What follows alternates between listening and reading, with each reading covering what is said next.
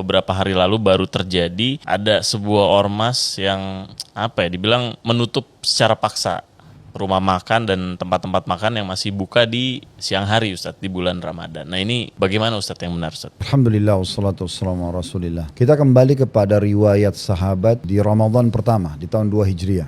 Di saat itu ada perintah untuk perang Badr dan sahabat pergilah di 15 Ramadan. Setelah 15 hari berlalu Ramadan, mereka pergi berperang. Walaupun jumlahnya cuma 314 orang. Tidak semua sahabat ikut, masih ada yang tinggal di Madinah. Karena waktu itu belum diwajibkan, masih opsional. Siapa yang mau pergi silahkan. Nah, waktu itu, karena dalam kondisi puasa, Nabi SAW memberikan keringanan.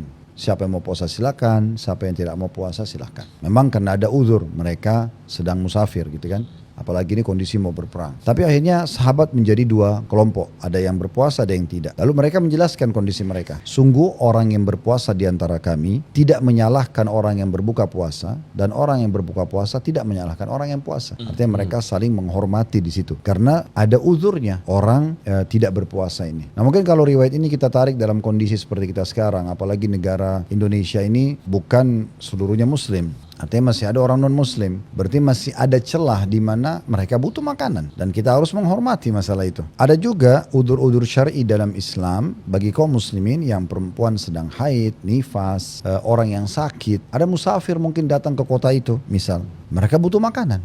Maka Allah alam menurut pendapat kami tidak ada larangan untuk membuka restoran di siang hari Ramadan. Kalau misalnya pun ada sampai ada pelanggar, misalnya orang ini pelanggar, dia memang tidak mau puasa, muslim, itu urusan dia sama Allah Subhanahu Wa Taala. Kita tidak bisa paksakan. Mungkin ada beberapa kasus. Memang ada satu restoran, dia tahu nih, dia buka di tengah-tengah komunitas muslim, di situ semuanya orang puasa. Lalu dia sengaja menunjukkan penawaran atau promosi yang menggiurkan, seperti contohnya sengaja taruh minuman dingin di pinggir jalan dan menuang-nuangkannya untuk mencari dan memanggil orang. Mancing ayo, orang gitu lah. Itu mungkin ya, itu mungkin bagi mereka harusnya menghormati orang-orang yang puasa. Tapi di saat mereka dalam restoran mereka, yang masuk jelas orang yang butuh saja, kenapa orang yang di luar harus merasa terganggu?